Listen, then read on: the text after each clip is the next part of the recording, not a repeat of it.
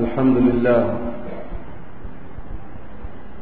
نحمده ونستعينه ونستغفره ونعوذ بالله من شرور أنفسنا ومن سيئات أعمالنا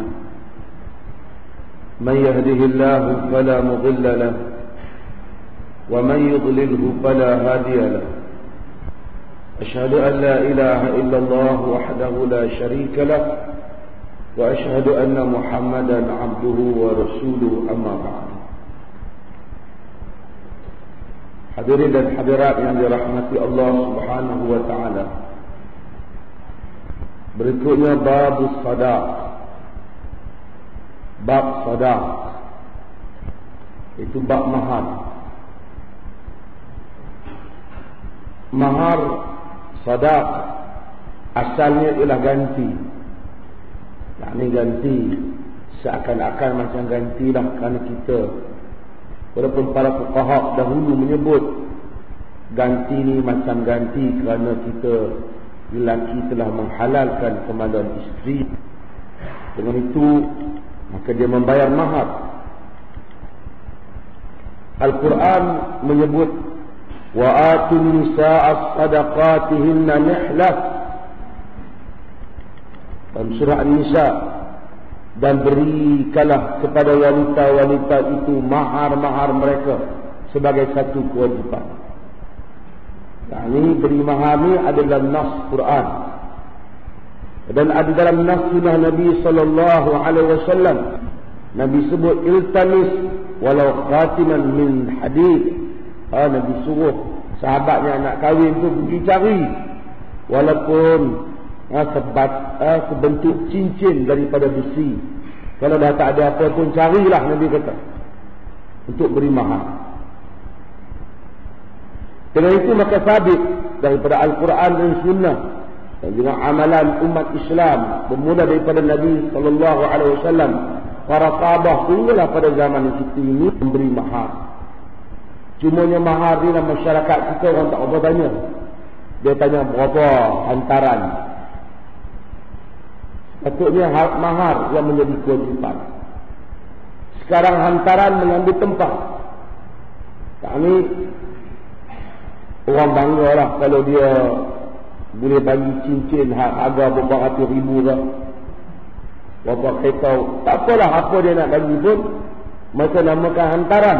Patutnya jika itu tuntutan daripada pihak wanita, maka dinamakan dengan mahar. Bila dinamakan dengan hantaran, seakan-akan itu untuk pihak keluarga perempuan, sedangkan mahar hanya untuk isteri berkenaan ataupun wanita berkenaan. Hak dia mutlak. Jika keluarga dia nak ambil pun kena minta daripada dia, izin daripada dia.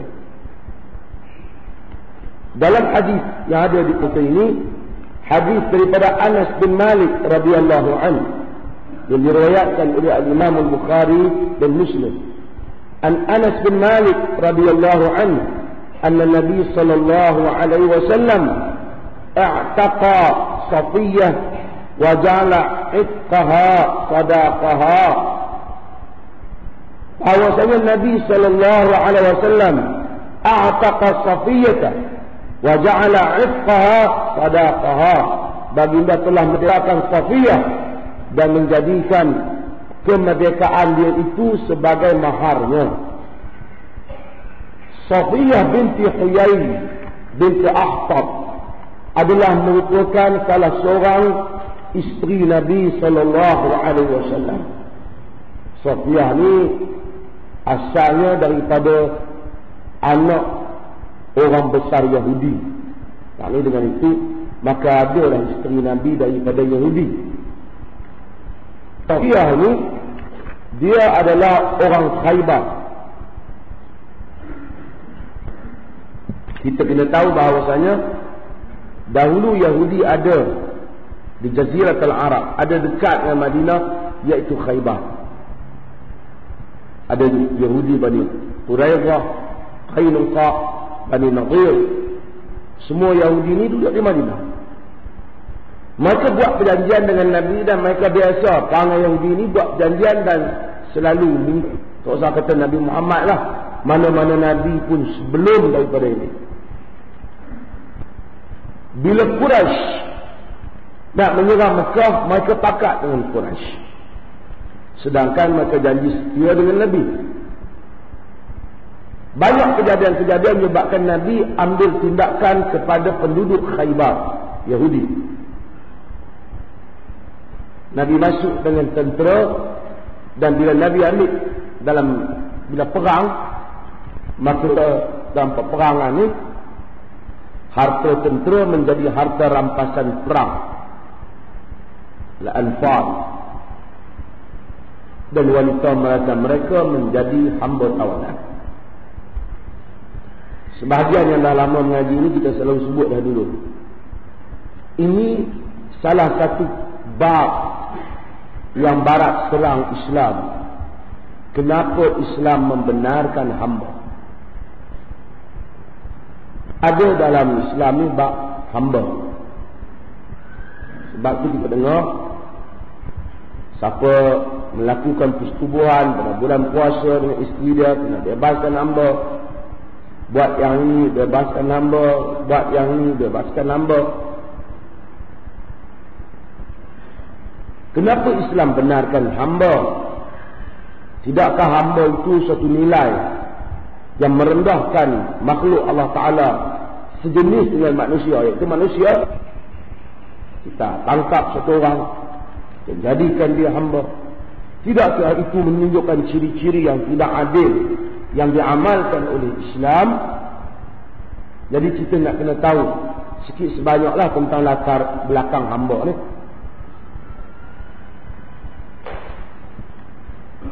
Sebenarnya sistem perhambaan ini telah ada bukan bermula pada zaman kedatangan Nabi. Sebelum kedatangan Nabi pun ada hamba. Sama ada di Rum, di Parsi, di mana-mana saja hamba. Sebab itu kita tengok Barat lebih teruk bila mereka menghamba abdikan Negro. Saya pergi tengok di muzium hamba di Liverpool, macam mana punya teruk orang hamba kan, orang kulit hitam ni. Ada yang dipotong tangan satu, dia potong kaki bagi tak boleh lari. Manusia bela lembu kebau pun dia tak potong kaki lembu tu, jangan bagi lari. Ada tinggi dia bubuh cucuk hidung dia. Ni macam-macam mereka buat. Kalau ada yang pandai hamba yang pandai menulis, maka potong jarinya. Dan memang mereka zalim. Itu kira dah manusia dan anak moden. Tak tahulah macam nasib hamba abdi pada zaman Parsi, pada zaman Rom dan zaman-zaman sebelum daripada ini. Bila Islam datang, manusia sebagai hamba ni ada. Dan hamba tidak dianggap perkara yang jijik ataupun salah. Kita akan dapati ada orang yang mungkin tak minum arak, seperti Abu Bakar Siddiq. Sejak sebelum Islam pun tak diriwayatkan beliau minum arak, tetapi beliau ada hamba. Kerana hamba ni satu pengamalan yang merata-rata tu. Dan dari sudut ekonomi pun, jika hamba ni dihapuskan serentak, maka akan menyebabkan lumpuh ekonomi. Pasal mereka ni bekerja di ladang dan macam-macam lain. Bila Islam datang, Islam menghadapi manusia yang dihamba abdikan. Apa Islam buat? Islam buat galakkan pahala besar kepada orang yang membebaskan hamba. Kerana kalau dihapuskan serentak, tak mungkin. Dia akan mungkin boleh menyebabkan manusia tak dapat terima. Hamba ni mungkin bila keluar serentak dah jadi orang merdeka, mungkin bertindak balas dengan masyarakat itu juga mungkin. Mungkin juga boleh melonggar beberapa perjalanan ekonomi yang menjadi kebiasaan. Dan kita tahu sebab perdagangan kopi dan seumpamanya. Dan Abraham Lincoln, apabila dia cuba menghapuskan hamba, dia mendapat reaksi yang sangat dahsyat daripada penduduk Amerika ketika itu. Yang merupakan toke-toke ladang-ladang besar kerana mereka menggunakan hamba. Nabi bila datang dengan Islam, Islam tak kata hamba diharamkan, tapi Islam suruh hamba ini dimerdekakan. Kemudian banyak benda-benda dalam Islam yang antara hukuman yang pertama bebaskan hamba, termasuk masalah nazar, masalah orang yang tubuh pada bulan puasa dan seumpamanya. Bebaskan hamba. Jadi hamba ni sebenarnya keluar. Dan Islam buat satu laban. Islam tak bagi pukul hamba macam kita pukul binatang. Tak bagi kita seksa dia, tak bagi makan. Dia kena makan macam mana orang lain, kena pakai macam orang lain, dan jangan bebankan dia kerja yang di luar daripada kemampuannya. Kenapa Islam tak hapuskan terus? Islam buka semua pintu. Satu pintu Islam tak tutup. Pintu itu ialah pintu peperangan. Jika orang berperang dengan Islam, tawanan yang ditangkap jadi hamba. Mengapa Islam tak tutup buang pintu ni? Kerana kita tahu tawanan perang Islam jadi hamba. Bila tentera Islam perang, tentera Islam yang ditawan pada zaman itu dijadikan hamba dengan seksaan yang dahsyat. Tentera kafir yang ditawan, Islam nak buat apa? Islam ni baik. Orang yang dalam tawanan tak boleh seksa. Bahkan kita bagi makan tentera kafir yang perang kita tu, kena tawan. Saya sorry tuan-tuan, suara saya tak keluar. Tentera kafir yang tak perang dengan Islam, dia perang dengan Islam. Lepas dia perang dengan Islam, dia kena tawan. Lepas tu kita bagi makan kat dia. Boleh pahala ke tak? Boleh pahala dengan Islam. Wa yut'imuna at-ta'ama 'ala hubbi miskinan wa yatiman wa asir. Maka bagi makan makanan, walaupun mereka sayang pada makanan itu, kepada orang miskin, anak yatim dan tawanan perang. Masya Allah. Bagi makan kat musuh sendiri yang ditawan dapat pahala Islam. Tak mau bagi seksa. Kawan yang kena tawan ni nak bawa di mana? Dah lah kena tawan, dapat makan, lepas tu nak suruh dia balik kampung dah. Besok mari perang Islam pula. Tak boleh. Hak kena tawan ni jadi hamba. Sama jadi hamba. Tapi hamba Islam tak sambung ke hamba dia. Maka tuan orang yang perang tu akan ambil dia ni hamba kau, dia ni hamba kau, dan dia kena kerja dengan kau ni. Dan ketika itu seakan sistem hamba ni dah kedap. Bila orang tu tahu kata dia hamba, dia tahu dia tak boleh lari. Kalau dia lari, dia ditangkap, dia ambil tindakan. Dia kena bekerja dengan kau ni. Dan hamba ni tuan-tuan yang main. Kalau tuan-tuan ingat, yang membunuh Umar bin Khattab ialah hamba.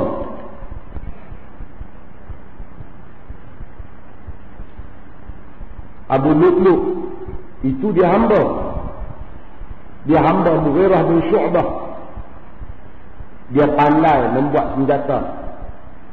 Pisau kecil tu disertai dengan racun yang dikatakan dia boleh meracun dengan racun angin, dan dia toreh orang. Maksudnya dia tak buat orang tak apalah, tapi Sayyidina Umar tu dia pandai.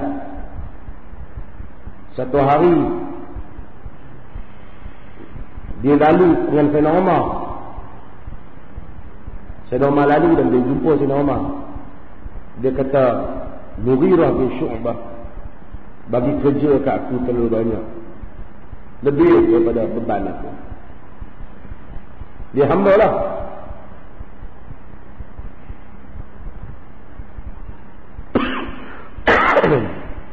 Sayyidina Umar kata, Qillah wa ahsin ila sayyidik, takutkan Allah, buat baik kepada tuanmu. Sayyidina Umar kata gitu. Bukan Sayyidina Umar tak tegur Mughirah, Sayyidina Umar tegur Mughirah, tapi Sayyidina Umar tak cakap banyak lah kan dia. Sayyidina Umar tegur pada Mughirah.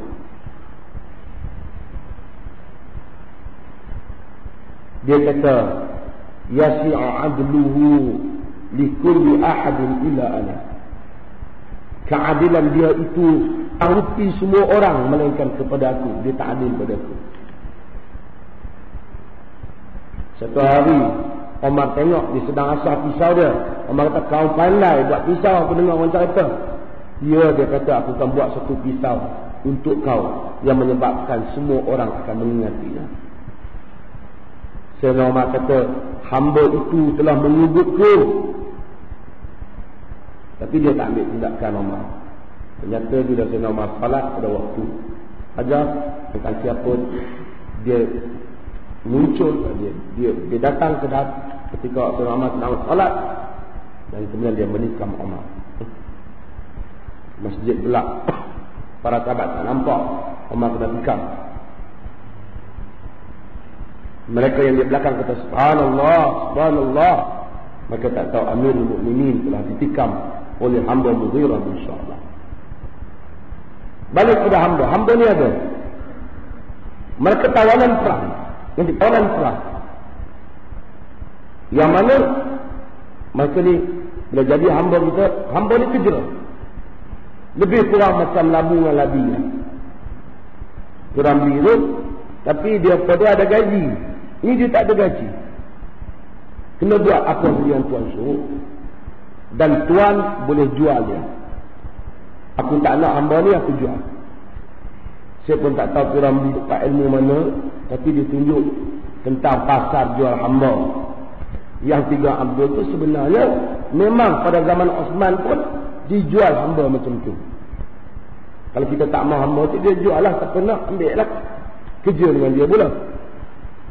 Semua orang Islam disiplin, dia orang tak seksa hamba dia. Tapi kalau Islam tutup langsung pintu hamba ni, berarti nanyalah tawanan Islam, seronoklah orang kafir, dia jadi tawanan dalam Islam, lepas tu kena bebas saja. Cuma ada satu bab tentang hamba ni. Bila perempuan, hamba itu perempuan,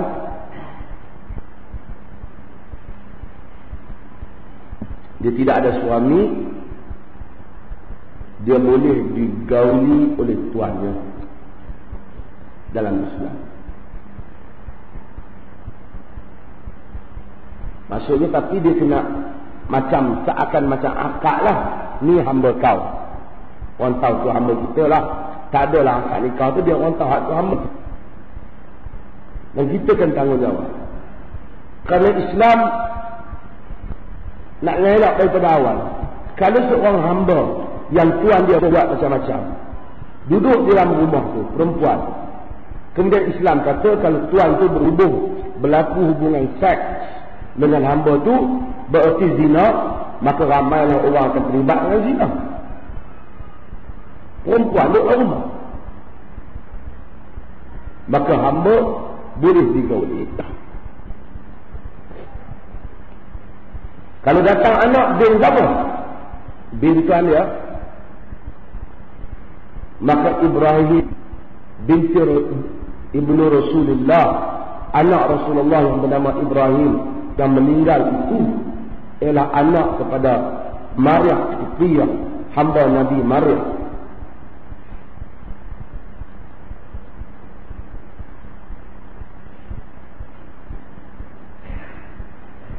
Nak faham hadis ni di mukadimah panjang.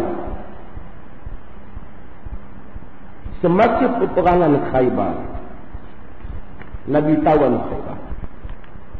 Bila tawan Khaybar, dapat harta rampasan perang, Demikian juga dapat tawanan perang. Antara yang ditawan itu ialah seorang wanita yang tentu cantiklah, yang merupakan anak ketua Yahudi Khaybar, Huyai bin Akhtar. Nama perempuan ini Safiyah. Safiyah. Boleh kat Melayu dia panggil Safiyah.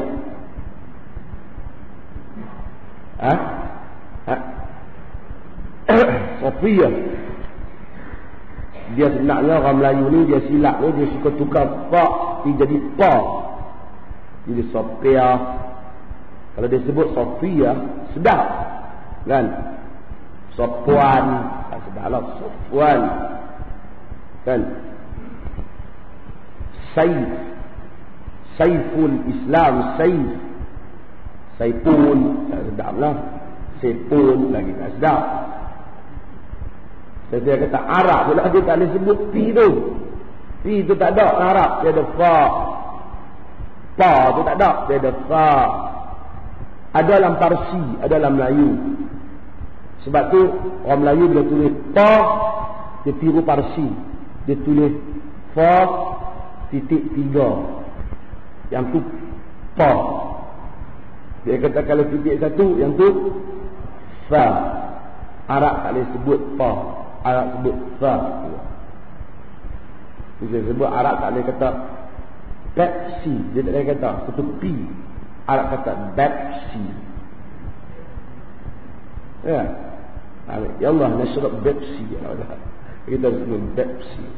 Sebab tu orang Arab bila belajar bahasa orang putih, huruf yang paling payah dia nak sebut huruf P. Sebab tu kalau parking disebut barking. Can I park here? Dia kata can I bark here? Dia susah. Safiyah binti Huyai. Dalam perang ni, Safiyah ni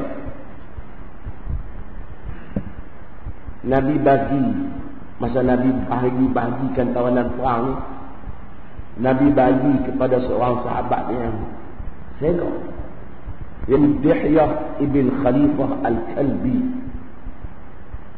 Nabi bagi Safiyah kepada Dihyah. Dihyah syok, dia dapat Safiyah. Ramailah wanita-wanita hamil dapat. Kawan nak bagi kepada tentera. Dulu tentera ni gaji dia apa yang tu lah. Hak tawanan perang, kemenangan peperangan tu. Sekarang bila kerajaan Islam perang, dia akan jadi berbeza. Pasal tentera ada gaji bulanan. Mungkin dia tak boleh lah. Dulu orang perang dia bawa segala harta rampasan, harta nak bagi semangat. Kalau pergi tawan negeri dia pula dapat dengan tanah-tanah kali. Sekarang ni tak boleh buat sistem tu lah. Kalau tentera lah perang dia bawa peralatan senjata. Kalau kita bagi macam zaman dulu, tentera perang, tentera Islam perang, kalahkan tentera musuh, dapat tawan kereta kebal dia, senapang dia, apa tak orang balik seorang sendiri ke kampung ni, kacau lah. Jadi hak tu bagi hak kerajaan. Sebab itu dia kata taghayyuruz zaman la yanfi taghayyuruz zaman bi taghayyuril ahkam bi taghayyuruz zaman. Tidak dinafikan berubahnya hukum disebabkan berubahnya zaman. Bila zaman tu dia dah lain sistem dia, maka lain juga pelaksanaannya. Nabi bagi pada Dihyah. Orang mari komplain, orang Yahudi sendiri komplain Nabi. Kata wahai Muhammad, Safiyah ni anak orang besar, anak macam anak raja. Tak padanlah bagi kat tentera biasa. Kalau dah pun jadi tentera tawanan. Mereka tahulah semua macam tu sistem zaman tu. Engkau sendirilah yang ambil dia. Janganlah bagi kat tentera bawah-bawah ni. Nabi panggil Dihyah ibn Khalifah Al-Kalbi. Dia panggil. Tapi teman, tukar. Panggil yang lain. Safiyah Nabi ambil. Rasulullah ambil Rasulullah. Lebih daripada itu, Rasulullah merdekakan dia. Contoh kalau Rasulullah ambil, dia jadi tawanan perang, hamba Rasulullah, dan boleh digauli macam mana digauli isteri. Tapi Nabi mengenangkan dia ni anak orang besar, dia mau bagi jatuh standard dia. Nabi letak kedudukan orang. Nabi merdekakan dia. Lepas Nabi merdekakan dia, Nabi kahwin dia. Artinya dia jadi berstatus isteri. Dan mahar dia tu Nabi jadikan ni nama merdekakan dia. Dulu nak merdekakan hamba, biasanya kita merdeka hamba ni tu, ataupun hamba tu dia pergi kerja tertentu, kita hang cari kerja apa, hang bagi duit kat aku macam 3,000 ataupun 100 dinar. Kalau hang dapat cari kerja 100 dinar bagi aku, hang merdeka. Tu dipanggil hamba makasib. Adapun kadang-kadang dia orang merdeka macam tu saja. Kadang-kadang dia orang buat pahala. Kita cari duit, kita hamba, kita bagi duit kat tuan dia, kita merdekakan dia. Seorang kalau masuk Islam, adakah berarti dia dah tak jadi hamba? Dia tetap hamba walaupun dia masuk Islam, dalam sistem hamba. Masuk Islam tu tidak menyebabkan dia merdeka, tapi tuan dia jadi, tapi dia jadi saudara Muslim dengan tuan dia. Tetap duduk di rumah tuan dia lah, duduk kerja dengan tuan dia lah. Tapi Islam dia tak selesa. Dia kira macam orang duduk, kawan duduk rumah kita, gaji tak ada apa, kerja kita, makan kita bagi lah, pakai kita bagi. Sebab itu kita tengok banyak para ulama bebaskan. Ada di kalangan hamba ni yang jadi orang alim. Dalam sejarah Islam, para ulama, tuan mereka bebaskan mereka. Nanti kita akan sampai bab cerita. Hadirin yang dirahmati Allah, Safiyah binti Huyai, Nabi merdekakan, Nabi tak bayar mahar. Kau bagi cincin ke tak? Nabi jadikan sumbangan Nabi memerdekakan dia itu sebagai mahar dia. Dan dia dimerdekakan. Dan kita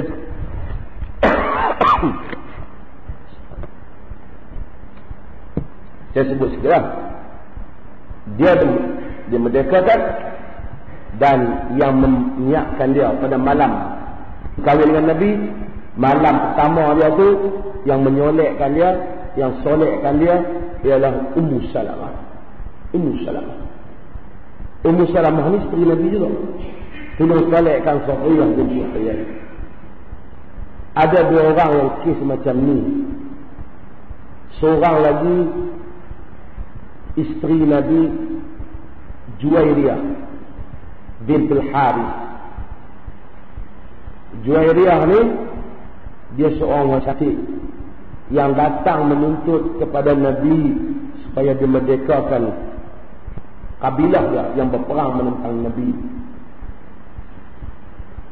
Nabi kata, maukah aku merdekakan mereka engkau dan aku kahwin tadi menjadi isteri? Dia kata, qad fa'al, jud.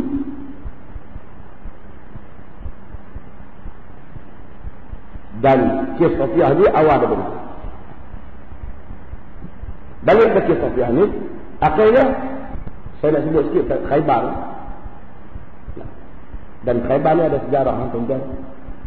Khaybar ni Nabi SAW semasa di Khaybar, lepas balik ke Khaybar, selesai semua ni, Nabi pergi kepada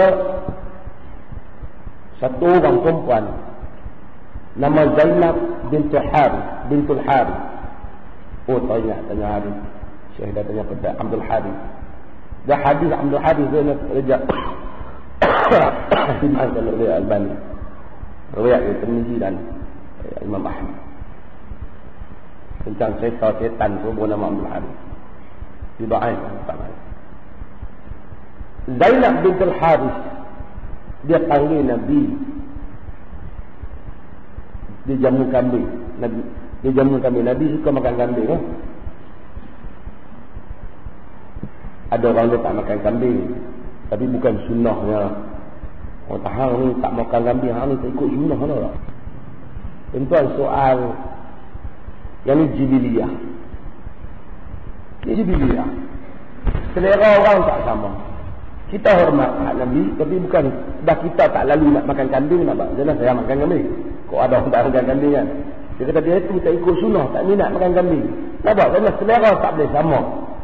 Nabi ada makan labu, benda selera tak sama. Benda ni jibiliyah. Kadang-kadang kita nak kena beza sunnah yang dia datang bersama dengan wahyu Islam. Islam, tabiat Islam. Sunnah yang merupakan kehidupan Nabi sebagai insan. Itu sunnah tu ringan sikit. Sebab kita bila nak pertahan benda-benda sunnah ni, kita nak tengok benda apa yang pertahan. Saya sebut dalam majlis dulu. Saya katakan naik motosikal. Sunnah naik motosikal pakai apa? Topi keledar ke serban? Topi keledar sunnah. Pakai serban tak sunnah. Sebab apa?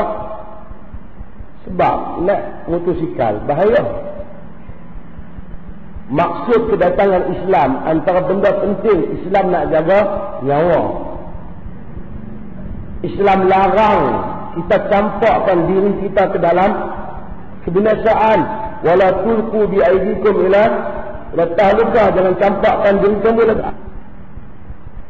Antara pakai serban dengan pakai topi keledar, yang mana bahaya lebih? Kalau jatuh lah, mana bayar lebih? Mungkin takut nak kata, habang, mana bayar lebih? Bukan dosa. Serban lah. Maka pakai serban lah. Mungkin jika tak sunnah lah. Tak pakai langsung lagi tak sunnah lah kan? Tak sunnah. Ada orang nak pertahan. Kita mesti mempertahankan hak untuk orang Islam. Pakai serban masa naik betul. Ya, kita tak payah tahan lah. Itu untuk keselamatan orang Islam. Kata Al-Hafiz Ibn Qayyim, sunnah Nabi dalam berpakaian itu memakai pakaian yang sesuai, di tempat yang sesuai, pada iklim yang sesuai, yang paling mudah dan yang paling sesuai dengan tempat berada. Polis kena pakai baju polis, nampak garang sikit, pasal dia nak menguat kuasa. Demikian tentera. Pergi tempat yang bahaya, kena pakai kasut yang mengelakkan kematikan 40. Baju keselamatan, bomba, sunnah. Ahli bomba pakai baju bomba. Sunnah nelayan pakai baju yang mudah tadi. Ya, saya kata kalau pakai baju pakai jubah lembu, kalau mudah bercelok ikan itu akan dia bertahan juga benda tu. Di sekolah pakai pakaian sekolah yang sesuai dengan sekolah. Di parlimen pakai pakaian yang ditetapkan di parlimen. Ada benda tu dah diterima sesuai dengan tempat. Balik pada cerita Nabi SAW. Dia tanya Nabi tentang bahagian mana Nabi suang kan. Nabi kata jerak. Nabi suka makan di bahagian apa ni? Apa apa? Lengan kaki depan kambing lah. Lengan kambing.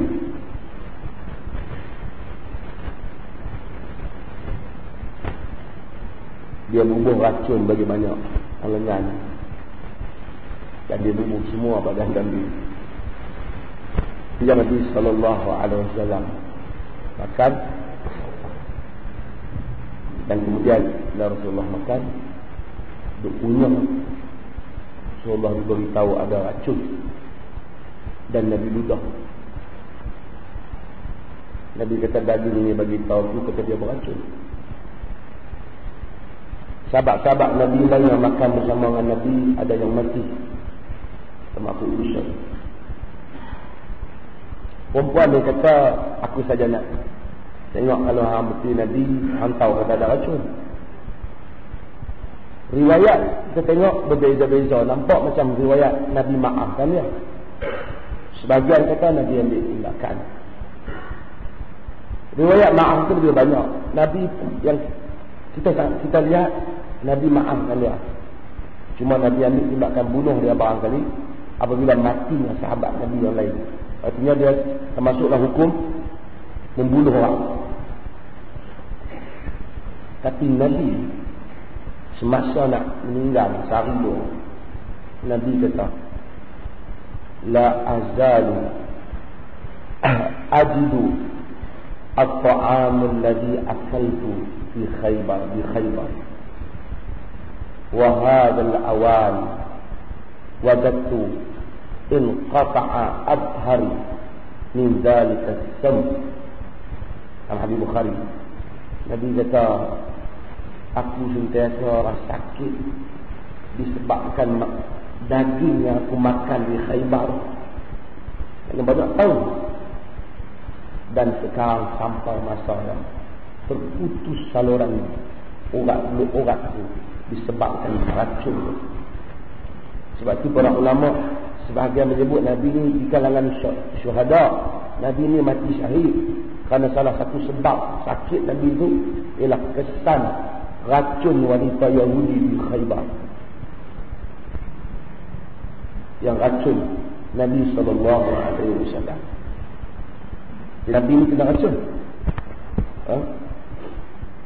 Balik pada hadis ni. Tak lah, banyak. Hadis ni timbul beberapa masalah.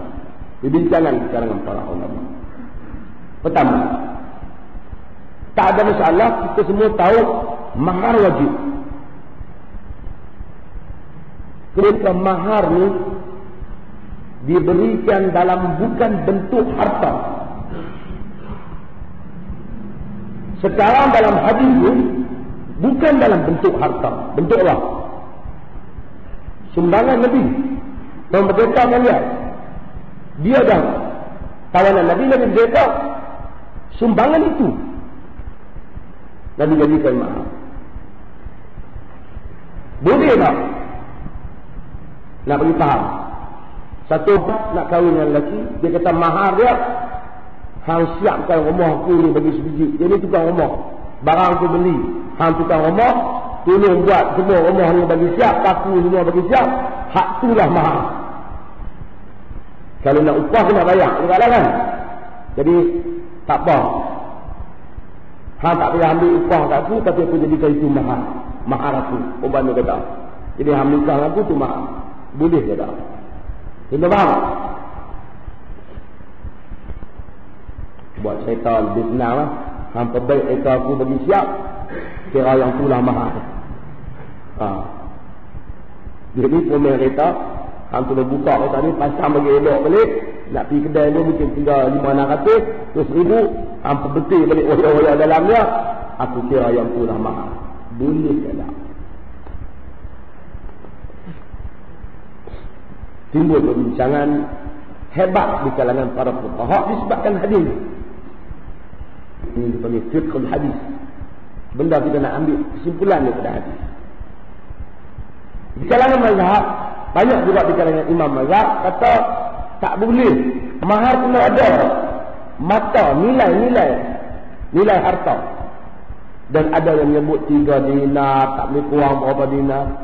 Tak boleh kurang, tidak boleh kurang.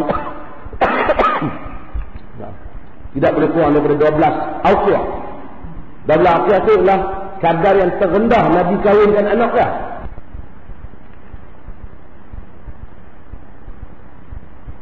Tapi hadis kita tengok ada orang yang Nabi kahwinkan dengan hafalan Quran. Dia tak ada apa, tak ada apa. Dia kata aku hafal min surah kaza wa surah kaza, surah sekian aku hafal.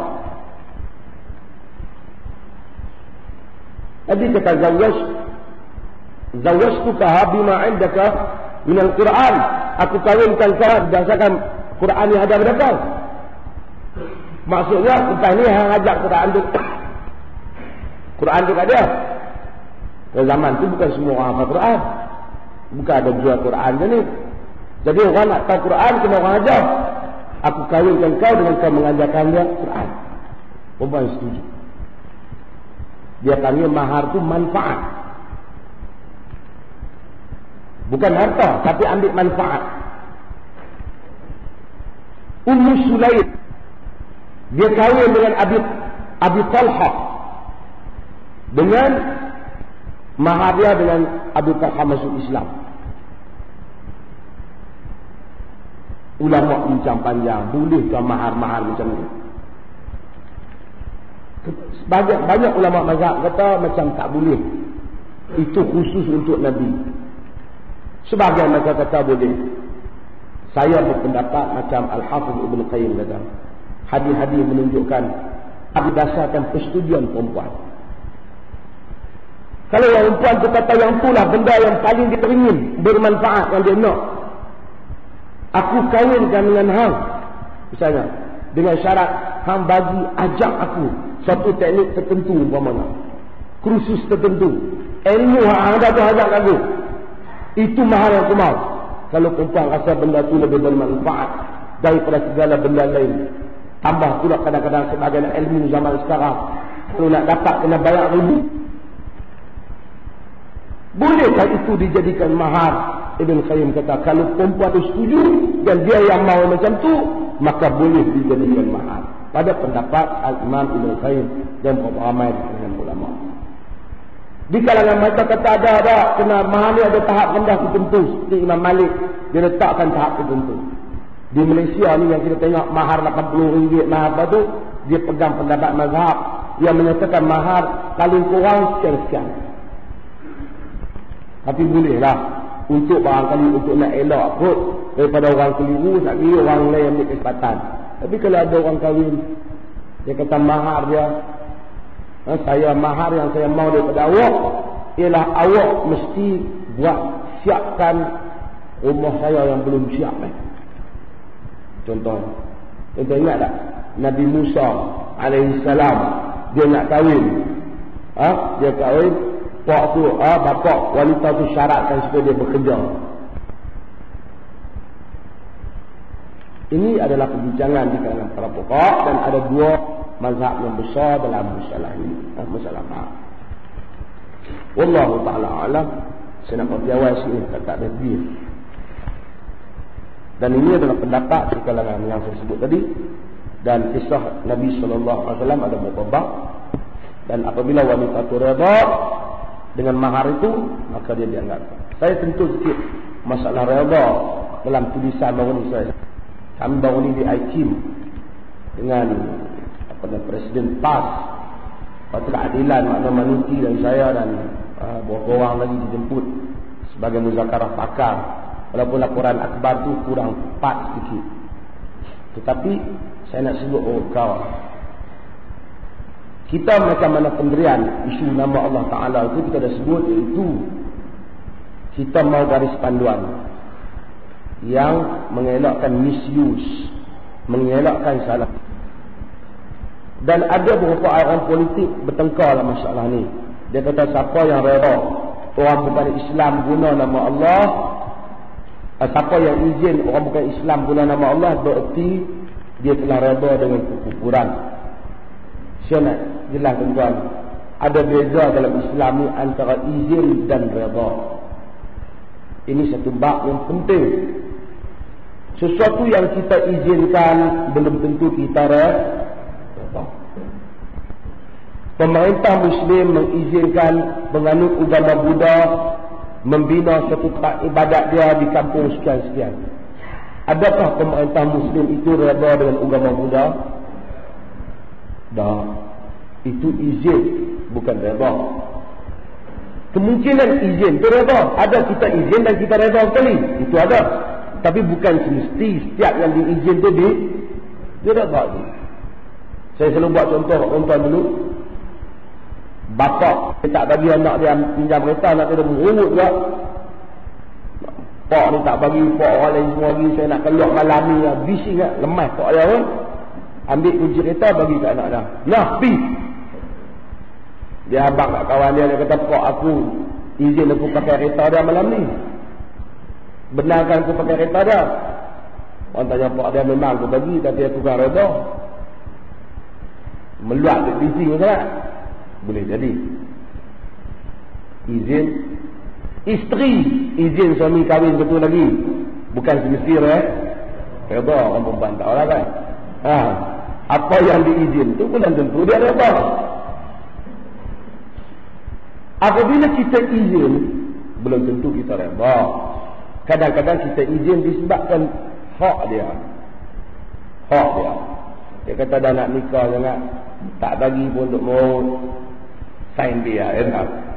Bapak menteri yang kena sign. Dia izin, dia tak reda. Dunia ni tak boleh berlaku apa pun melainkan dengan izin Allah Subhanahu wa taala. Firaun tidak boleh menjadi kufur melainkan dengan izin Allah. Manusia tak jadi jahat melainkan dengan izin Allah. Manusia tak mendapat petunjuk melainkan dengan izin Allah, dengan kehendak Allah, dan manusia tidak mendapat kesesatan melainkan dengan kehendak Allah. Dengan izinnya. Semua, kerana semua berdoa. Tuhan pentadbir mutlak alam. Tapi bukan semua yang dia izin dia reda. Dia izin kufur, dah kau dah nak kufur sangat. Siapa yang cari petunjuk, dia bagi petunjuk. Tapi dia kata, wala yarda li'ibadihi kufr. Tapi Allah tak reda untuk hamba-hambanya kekufuran. Dia izin, tapi dia tak reda. Yahdillah yahdi man yasha wa yudlil man yasha. Allah bagi petunjuk kepada siapa yang kendaki, dan dia sesatkan siapa yang dikendaki. Tapi bukan setiap yang dikendaki itu dia reda. Kes dia sama. Barangkali kita tak reda, tapi kita terpaksa izinkan disebabkan perkara-perkara tertentu. Hak dia umpamanya. Dia nak buat pemerintah negara multiracial pemerintah. Dia nak buat tempat ibadat dia. Dia sembah berhala. Kita pula jadi menteri bahagian pembangunan kapal lalu tepat kenaan, kerana dia nak buat rumah ibadat di kampung Siam. Oh siapa? Adakah bila kita sign kita menjadi kufur? Dan dia kata hang sign tu tanda hang reda lah dengan kekufuran tu. Betul tak? Belum tentu. Boleh jadi reda, boleh jadi izin saja tanpa reda. Itu satu perkara yang berbeza. Supaya kita faham. Supaya sebab tu pula ahli sunnah menyebut lazimul qaul laisa bil qaul. Apa yang kita faham daripada orang tu cakap, bukan cakap dia. Kita faham dia cakap. Orang tu kata, kita kalau ada duit, apa pun boleh buat. Kita ditaksir cakap dia. Dia kata, kita kalau ada duit, apa benda pun, hak Tuhan tak bagi pun, hak Tuhan tak izin pun, kita boleh buat. Kata bila aku kata, hang kata apa pun. Dia kata, hang faham daripada aku cakap, tapi aku tak cakap macam tu. Maksud aku apa pun tentulah dengan Tuhan izinlah. Ada mazhab kata, umpama yang baik daripada Allah, yang tak baik itu daripada syaitan. Kau ni buat tafsiran, hang kata dalam dunia ni salah, pencipta baik Allah, pencipta tak baik syaitan. Oh, hang percaya dua Tuhan. Kau tu tak kata pun, kita tu tafsir dah ada cakap.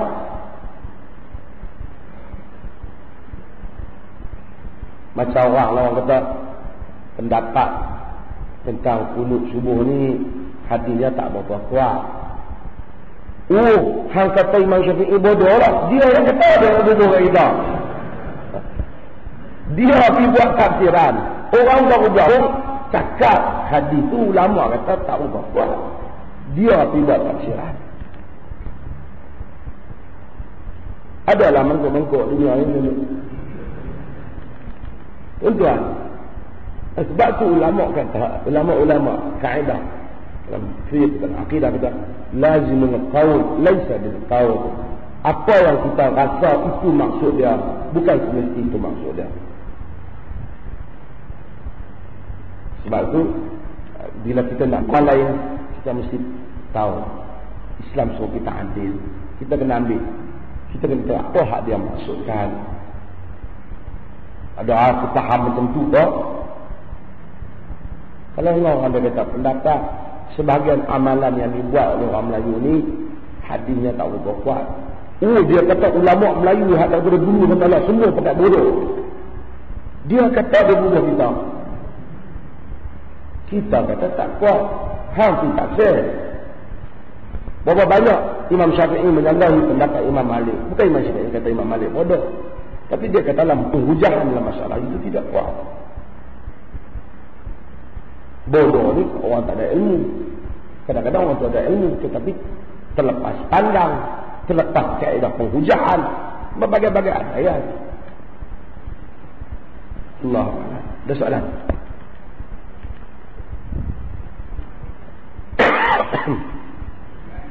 Ya. Pertama masalah gundik.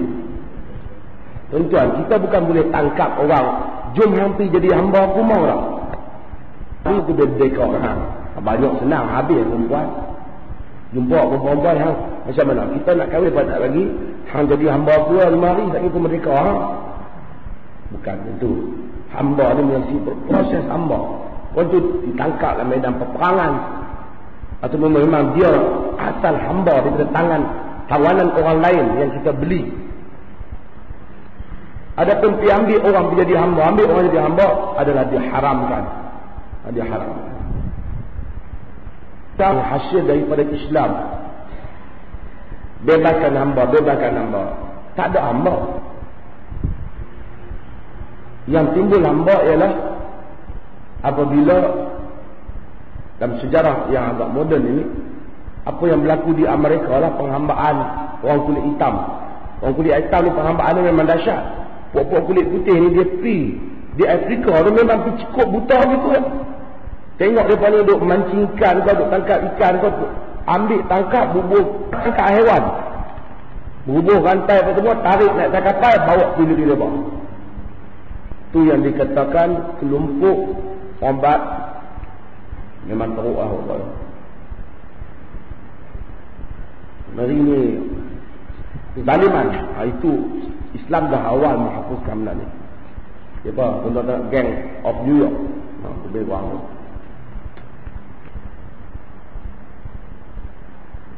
Kedua apa nama apa? Nama apa? Paduka Aduka Truna.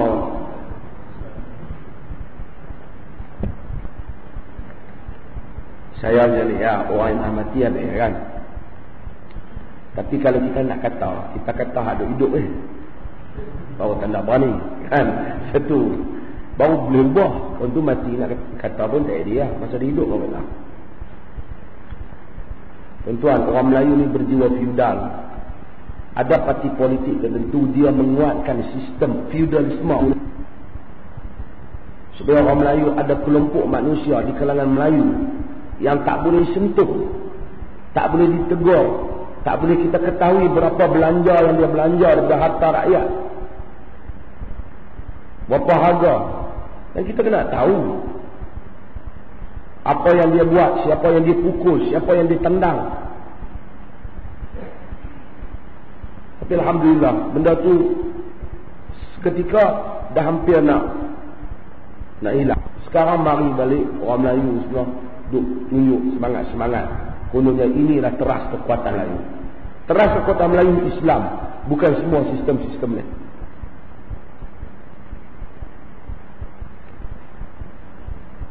Orang Melayu adalah bangsa yang paling baik dalam sejarah. Tak ada lah manusia.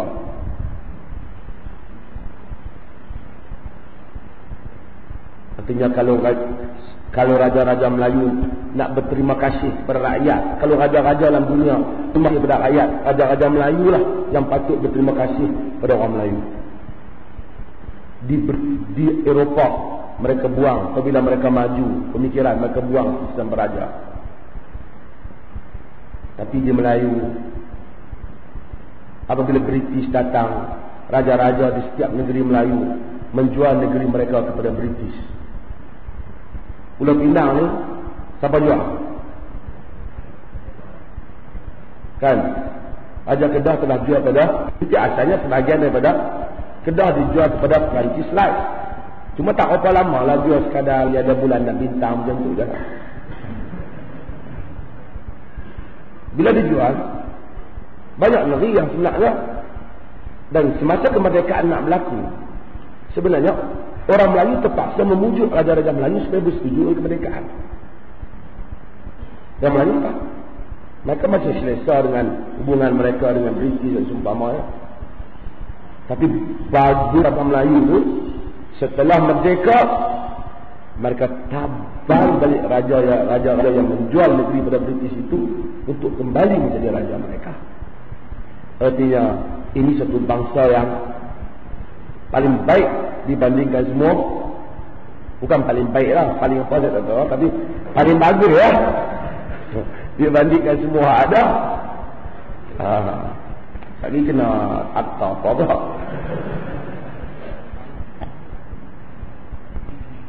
Peduli lah buat mata kita ada. Tak kena kenal sejarah, tetap sejarah. Ada sejarah kemerdekaan. Tunggu tu lama kena pujuk supaya bersetuju. Macam mana Perancis lain, negeri-negeri selat ni boleh dapat macam ni? Siapa yang bagi? Macam mana Singapura boleh jadi macam tu?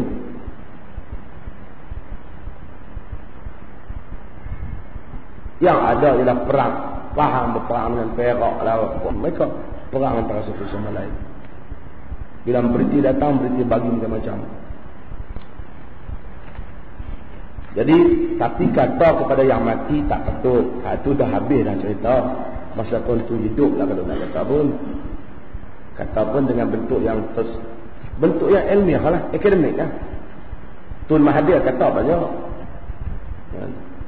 Saya tak tahu lah Keluarga Kelantan tu dia kata pada saya pun tak baca. Ada saya tengok tadi dalam Malaysia Kini dan Malaysia Insider, saya tak tahu. Tapi biasalah, dunia ni mana ada orang tak kena kata.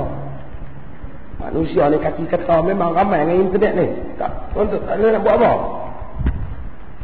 Tak ada siapa yang tak kena kata. Kalau tonton duduk saja pun dia kata bodoh duduk saja. Kalau duduk saja. Dia kata tak payah. Macam orang kata aku duduk saja tak memberi apa kata. Ingat tak orang kata. Orang kata hang bodoh. Hang penyegak duduk saja. Kalau orang bergerak sikit dia tahan ni. Lebih aktif tu orang marah. Duduk saja tak. Hang ni duduk saja penyegak. Itu yang tuan cerita Israeliat. Apa? Luqman dengan anak dia kan. Yang naik kenderaan, naik kaldai. Luqman naik, anak dia tarik. Wah, dia jumpa orang kata bodoh tepak lah. Suruh anak tarik yang dia naik atas. Anak tu tak bosak mana hari. Bagilah anak naik. Dia kata orang komplain kita turun. Dia cerita ni bukan dalam Quran Sunnah pun. Sebab Israeliat ni.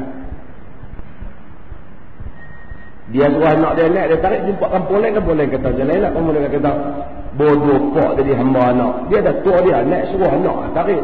Pendapat berbeza. Dia turun dua, kita jalan. Orang kata bodoh, kenderaan ada.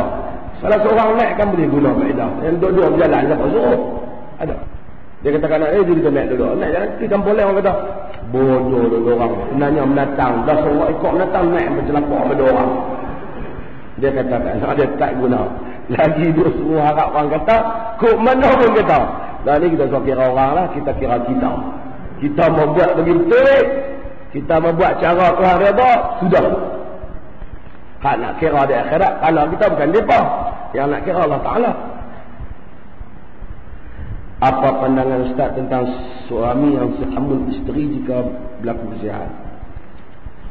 Tuan manusia ni memang ada jenis. Dia memang dia suka maki orang cepat. Barang jatuh pun dia mencarut. Kucing terkejut pun dia maki orang.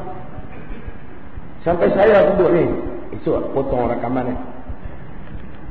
Perkataan yang saya tanya kawan. Pelak ni makna dia apa dia? Tak tahu. Tapi orang mati orang banyak. Benda apa?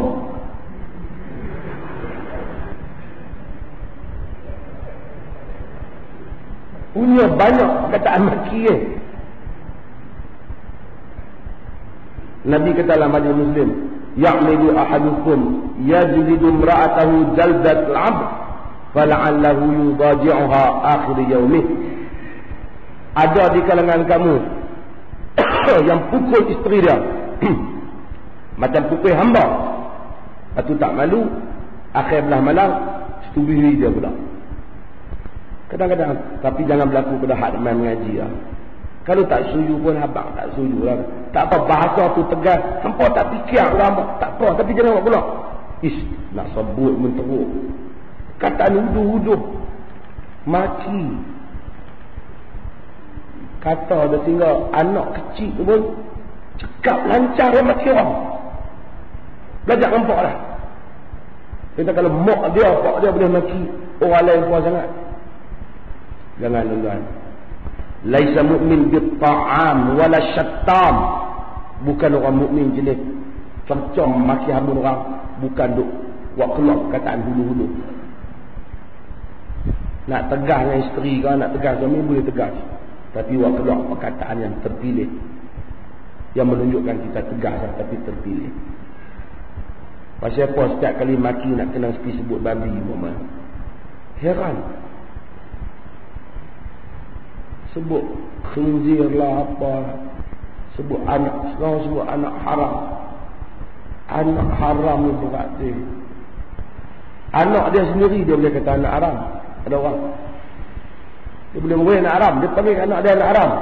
Dia panggil anak dia anak haram, dia bukan masalah anak dia, masalah dia. Kalau budak tu anak haram, dosa tu dia yang buat dulu.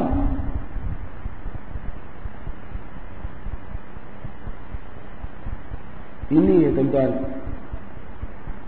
InsyaAllah mudah-mudahan bila main mengaji tak ada. Tak boleh mati orang. Kita ni nak marah semua orang dah belakang nak marah. Tapi yang ikut nafsuhu andal ghadab. Tahan diri masa nak marah tu dengan cara macam-macam lah. Tahan perkataan. Buat keluarlah hal lain nak marah. Hampa tak fikir, hampa tak guna akal ke? Bolehlah kira.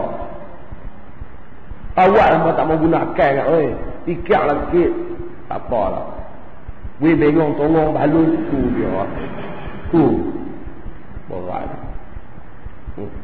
Allah Ta'ala. Ada soalan last? Ya, mazid. Tidak, ada tekanan. Ya.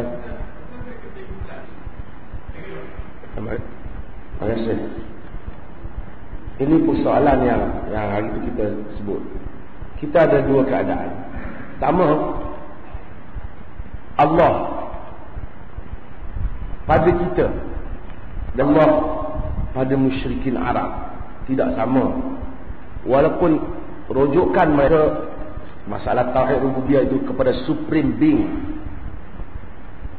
mereka rujuk kepada Tuhan, tetapi dalam masa yang sama musyrikin Mekah mereka melakukan syirik. Betul macam yang kita kata, mereka tak kata tak ada berhala mereka yang nama Allah, tak ada berhala mereka yang bernama, semua berhala mereka Uzza, Lata, Allat, mana ada yang bernama dengan Allah. Tapi bila mereka sebut Allah, mereka rujuk kepada Allah yang sebenar. Allah Tuhan mereka lah, Tuhan kita lah, supreme being. Adakah gambaran Allah pada mereka dengan gambaran Allah pada kita, pada umat Nabi sama? Tak. Allah pada musyrikin Mekah ada nilai syirik. Sebab itu dalam masa mereka menyebut Allah, mereka mensyirikkan Allah. Kalau Allah pada gambaran mereka terima lah ajaran Nabi, mereka tak terima. Sebab itu bila Nabi minta nak supaya tulis Bismillahirrahmanirrahim, mereka tak mau pada ayat Allah. Mereka nak tulis Bismikallahum, dengan namamu ya Allah. Kerana Allah pada gambaran mereka. Islam tidak pernah akur apa yang mereka. Al-Islam akur apabila mereka memanggil Tuhan Allah. yang Islam tentang ialah syirik mereka, bukan Allah yang mereka panggil. Yang salahnya kesyirikan tu salah, bukan panggilan Allah tu salah, syirik tu yang salah. Sebab tu Quran kata, macam ayat tadi kita tengok, bila Quran kata wala in sa'altahum man nazala minas sama'i ma'a fa ahya bil ardh min ba'di mautiha la yaqulna Allah qul alhamdulillah bal aktsaruhum la yaqilun. Quran kata jika tanya mereka siapa yang menurunkan hujan daripada langit, yang menumbuhkan tumbuhan setelah ia mati, mereka nyatakan alhamdulillah, tapi kebanyakan mereka tak ada akal. Dah kata Allah, tak dapat tak terima Islam. Dah kata Allah, tak dapat mensyirikkan Allah. Dalam ayat lain kata wa anna yufakun, pasal apa kamu boleh dipalingkan? Dah sebut Allah tapi berpaling jadi syirik, kenapa? Jadi Quran menentang syirik tu. Quran menentang syirik. Kita sebut dulu Hercules, dalam bahasa Rum, tapi Abu Sufyan terjemahkan cakap dia ke dalam bahasa Arab. Antaranya yang kita kata, dia tanya wa sa'altukum hal tattahimunahu bil kadhib qabla an qala ma qala faqultum la fa'araftu anna ma kana lirajul an yad'a al-kadhiba 'ala an-nas thumma yakdhiba 'ala Allah. Aku tanya kamu wahai Abu Sufyan bin Quraisy, Hercules tanya, Hercules Kristian, adakah kamu pernah tuduh Muhammad ini dengan dia bawa apa yang dia bawa? Kamu kata tak, maka aku tahu.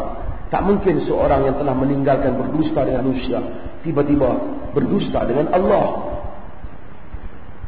Dia gunakan perkataan Allah, merujuk kepada Allah lah, merujuk kepada Tuhan. Abu Sufyan terjemah perkataan Hercules. Harapkan. Maka Quran sebut tentang mereka kata, Quran kata laqad kafara alladhina qalu Allah thalithu thalatha. Kufurlah orang yang kata Allah tiga daripada yang tiga. Mereka kata Allah tiga yang daripada yang tiga. Allah hukum mereka kufur. Allah hukum mereka kufur. Mereka sesat, mereka kufur, mereka menyeleweng. Tidak ada khilaf di kalangan kita. Yang kita bincang, apakah kadar yang diizinkan Islam kepada hak bukan Islam dalam menggunakan nama ini, bukan tentang benar ataupun salah. Mereka kata Nabi Isa anak Tuhan, benar atau salah? Salah. Nabi Isa tu Nabi kita. Siapa yang tak beriman dengan, kata aku beriman dengan semua Nabi, Nabi Isa aku tak mau, kafir dah. Dia orang kata Nabi Isa anak Tuhan, patutkah dia guna Nabi Isa? Tak betul. Tapi Quran tentang, Quran lawan. Quran kata, sebab lawan mereka, Quran kata lam yalid wa lam yulad. Sebab kerana mereka kata yalid wa yulad, maka Allah kata qul huwallahu ahad. Jawab kat mereka tu.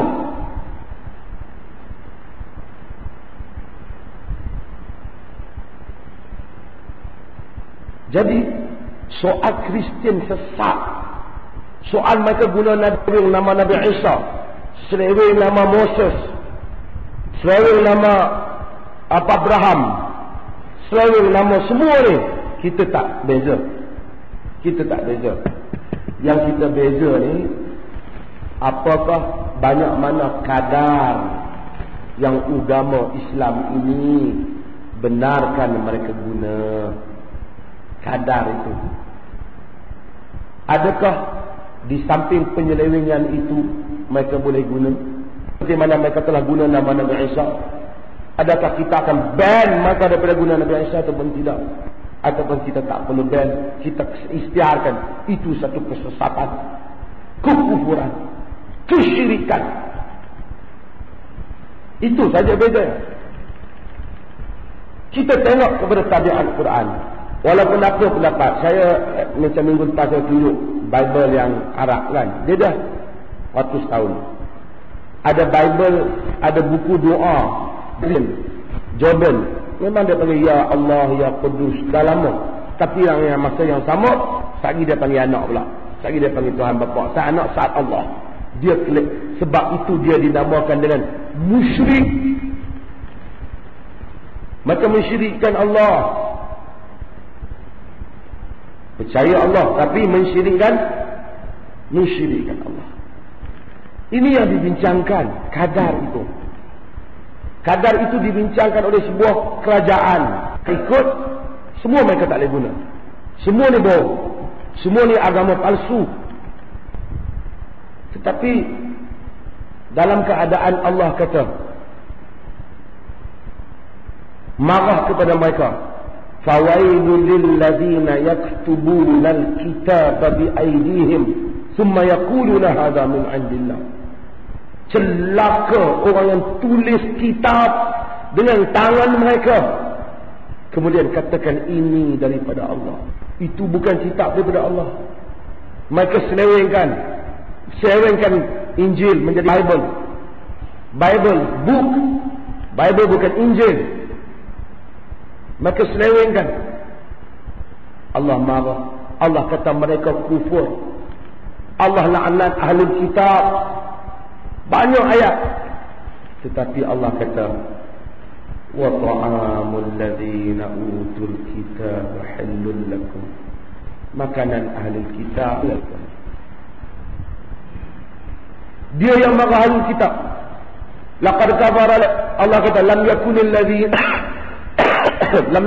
ladzina kafaru min ahlil kitab wal musyrikin munfakin hatta ta'tiyahumul bayyinah. Tidaklah orang kafir Allah kata di kalangan ahlul kitab dan musyrikin berpecah melainkan setelah datang keterangan. Ahlul kafir itu ada dua, satu kafir musyrikin. Padahal ahli kitab itu musyrik. Tapi Allah tak bersebakul. Allah kata lam yakunil ladzina kafaru min ahlil kitab wal musyrikin. Kemudian Allah marah.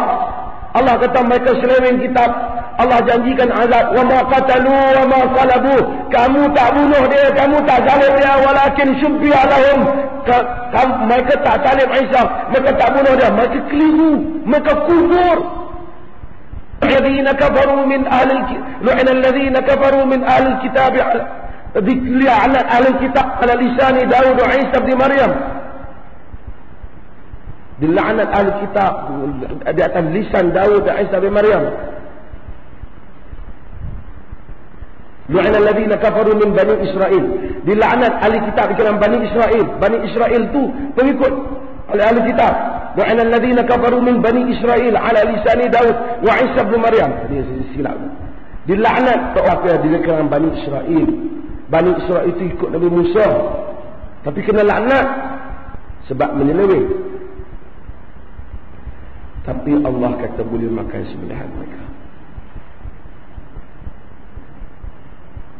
Soalnya soal hak. Seleweng. Soal hak macam mana? Orang bukan Islam, pertama, bila nak panggil Allah, soal yang saya menentang, saya tak menentang guna. Sekarang guna, semua guna. Guna apa guna? Apa maksud guna, Tuan?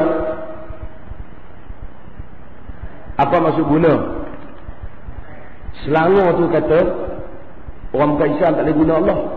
Saya tanya ketua hakim negara, guna tu apa? Guna apa yang bentuk guna? Pakai, sebut, tulis, guna. Artinya rakyat bukan Islam di negeri Selangor tak boleh menyanyi lagu Selangor, ada sebut Allah. Bukan Islam tak boleh pakai topi polis kerana ada lambang polis Allah Muhammad. Itu guna. Sampai perkataannya guna. Orang bukan Islam tak boleh kata may Allah bless you pada orang Islam. Dia kena kata may Shiva, may Jesus bless you. Dan kalau dia kata, kita pula marah. Walaupun kontekstualisme yang dia nak pakai itu, tapi kita juga kena memahami konteks. Dalam konteks apa dia guna? Bukan dia saja nak mengkontekskan benda tu untuk kemanfaat, untuk melihat dalam konteks apa dia nak guna, supaya dia nak ambil kesempatan untuk exploit benda tu, supaya mereka boleh propagate dakwah mereka. Tetapi kita juga kena tengok, kita mesti berlaku adil dengan kadar-kadarnya. Kalau di gereja di Jordan mereka sebut Allah, dia panggil Ahmad Jesus. Saya tanya, kalau mereka sebut Allah dalam gereja mereka sedang mereka beribadat, adakah boleh bagi pemerintah Muslim masuk dan menangkap orang-orang yang sedang beribadat itu di bawah suatu akta kerana memanggil Allah di dalam premis mereka? Adakah boleh? Adakah mana-mana nilai ketamadunan? Adakah manusia ini civilized bila dia tempat orang beribadat kepada Tuhan, dia panggil Allah, kita tangkap dia. Dia tak propaganda, dia panggil Allah untuk dia. Ada agama lain, bila kita sebut bukan Islam, ia merangkumi Kristian dan juga selain daripada Kristian. Dia sebut, katalah oh Allah, dia sebut, kita tangkap dia sebab dia doa dia panggil Allah. Tuan-tuan, kalau tuan-tuan tengok satu Cina, dia tak masuk Islam, dia sangkut, dia tak boleh nak ubah, dia kata ya Allah tolong, tuan-tuan tak boleh katok dia. Dia tak hanya sebut Allah, bukan Islam lagi. Kadang manusia hubungan dia dengan Tuhan. Sebab tu kita kata apabila dia menggunakan yang di premis dia, itu adalah hak. Dia tak propaganda benda tu, premis dia. Kita tak setuju orang minum arak, tapi kalau dia minum di premis dia, kita tak kata. Tapi bila dia keluar berdakwah, tulis benda ni, kelirukan nama, ambil tokoh besar tu, tulis Allah di bawah, itu misuse, salah guna. Tapi kalau dia panggil Tuhan Allah, orang Cina kata ini hari Tuhan Allah bagi turun hujan banyak lebat tu. Kita kata lu jangan cakap ni macam saya boleh buat laporan polis sama lu. Cakap dah lu punya Buddha bagi turun hujan. Kita cakap Allah bagi turun hujan. Sehingga ini tak bertepat lah. Dalam itu maksud saya. So saya faham maksud Kamarudin sebagai seorang pendakwah untuk melakkan mereka guna benda ni untuk keliru orang Islam. Saya tahu. Tapi saya bukan kata mereka guna tu betul tu salah. Tentu dah mereka salah. Kalau mereka faham konsep akidah macam kita, lama masuk Islam. Saya bincang sejauh mana do they have their right to use the name Allah dengan kadar. Ada hak ataupun tidak untuk guna, untuk dalam premis dia, inside the worship place, boleh ataupun tidak, untuk dia panggil Allah. Itu saja. Bila soal dia pergi guna-guna, itu cerita lain. Bukan soal benar ataupun salah yang kita masukkan. Saya faham Ustaz Kamarudin ikhlas dakwahnya, dan kita banyak terima kasih dengan sumbangan perjuangan dakwah yang dibuat oleh beliau, dan kita nak Allah satu hari kita bucap di sini untuk bagi khusus kepada kawan sahabat-sahabat kita. Tetapi mungkin sebahagian orang di IKIM saya jelaskan sekali lagi. Sekarang ni bukan soal, ini bukan dialog teologi Kristian benar ataupun Islam benar. Of course semua orang Islam kata Islam benar, Kristian salah. Kadar hak yang boleh diizinkan. Kerana Allah menyebut walaula daf'ullahi an-nas ba'dhum bi ba'd lahuddimat sawami'a wa bi'awatun wa masajidu yuzkaru fiha ismullahi katsiran. Allah kata semua tempat ibadat ni disebut nama Allah banyak-banyak. Saya secara peribadi kalau tengok orang Kristian kata Allah tidak pernah menurun, Allah lah yang menyuruh kita buat baik, lebih baik daripada kata God menyuruh kita buat baik. Tapi dia kata Jesus is Allah, itu salah lah. Itu kita akan bangga. Sebab tu kita nak tengok dalam konteks apa. Saya ingat itu dibuat dari panduan. Saya terima kasih. Itu maksud saya tadi, dari panduan. Saya takut kita zalimi hak dia. Sebab Islam tak ganggu ibadat ni, orang ibadat. Kalau ada, kalau dia ada Tak apa, saya tak salah. Dan kita telah jelaskan benda ni. Masa di IKIM dia orang telah sebut semua benda ni. Dia orang sebut ni dia orang guna para Allah di Indonesia. Kita Allah para Allah berkata Allah itu bukanlah Allah yang sebenar. Jadi dia terjemahkan Tuhan tu semua jadi Allah. Itu memang kita tahu. Tapi kita tahu itu agama yang sesat. Tuan-tuan, salah guna nama Allah ni bukan Kristian saja. Tok Bomo lagi banyak. Mereka Melayu.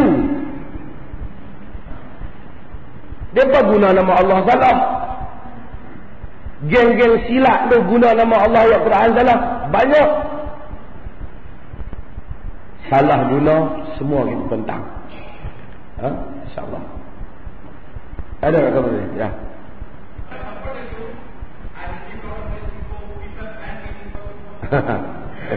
I'm sorry for that. Thank you.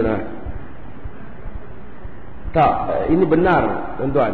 Sebab itu kita kadang-kadang negeri yang ban Allah, bukan ban, timbul-timbul isu Allah ni, dia orang sakan sekarang ni. Tapi bila orang pergi minta duit zakat pada mereka untuk guna dakwah, mereka kan bagi sikit, 1,500, 100 sedar zakat. Sekarang ni kita tak tahu. Ini yang duk tunjuk hebat-hebat ni, kata setengah pihak berkuasa, adakah mereka ikhlas atau tidak. Di Selangor tu tulis mengata banner bahaya tentang masya-Allah Allah ni. Kalau betul-betul awak keluarlah 10% daripada duit zakat awak bagi kepada gerakan dakwah ni. Kalau betul-betul awak bimbang tentang pengaruh Kristian ni, Pulau Pinang ke mana, bagi zakat yang punya banyak juta ni, bagi pada, kalau bagi setiap pertubuhan dakwah gerakan Muslim untuk dakwah ni satu pertubuhan 3-4 juta je pun setiap negeri dah, itu mereka macam berbaki setiap tahun berpuluh-puluh juta. Mereka tak bagi. Mereka tak bagi. Inilah tuan-tuan, kita ni ramai orang suka exploit isu-isu yang berlaku ni. Kita tak tahu siapa yang ikhlas, siapa yang tak ikhlas. Semua orang nak tunjuk bahawasanya politik dia masih hidup, sebab tu dia bising. Tapi bila kita dulu ramai. Sebab sekarang ni kalau kita balik tengok TV, saya cakap sekarang bahaya Kristian. Adakah TV kita yang orang tua semua dah tengok, anak-anak muda, semua siaran yang ada ni membantu kepada dakwah Islam memahami akidah? Berapa peratus? Siaran Raja Lawak ada. Nak mengeluarkan orang yang paling pandai ni buat lawak, tak terhege-hege dalam Malaysia ni. Kan saya marah orang buat lawak, tapi nasabah. Bukan satu program yang berkualiti, umpamanya orang yang pandai dalam dialog hafiz. Buat ambil trend Zakir Naik ke, Ahmad Didat ke, latih orang yang paling banyak menghafal manuskrip agama lain untuk berdialog. Kemudian bagi dia sesi pertandingan, tiru pidato Didat ke, Zakir Naik ke, topik-topik tertentu, ada hadiah piala perdana ke apa. Adalah pasal daripada suku duk buat lawak pakai keselak hitam lah, muka berbedak lah, punya nak buat lawak. Bukan kita lawak, melihat kita tengok lah. Bukan mengasak intelektual orang, memperbodohkan orang. Tapi mereka ada peruntukan. Saya tak marah pasal mereka ada peruntukan itu. Peruntukan kita daripada zakat, daripada Baitul Mal yang setiap negeri ada ratus juta. Mana peruntukan dia pergi? Mana peruntukan dia pergi? Yang kita tahu hujung tahun akan adalah lawatan belajar yang memakan jumlah juta-juta untuk menampung beberapa orang manusia. Saya bukan marah agama di bawah raja-raja, tapi agama raja-raja tak apa jaga agama. Tetapi yang penting orang Melayu tidak boleh berjiwa feudal. Orang Melayu boleh kritik, boleh tanya. Bila kita jaga zakat, kita jaga ni, orang lain tak boleh nak tanya kita. Susahlah. Bila tanya, adalah nak istiharkan neraka.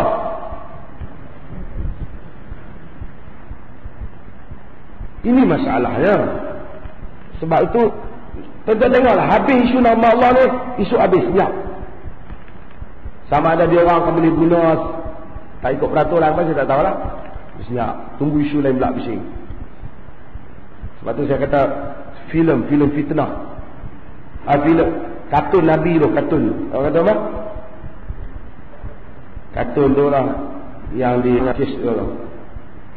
Yang kita kempen merata bantahan pulau barang-barang daripada Denmark.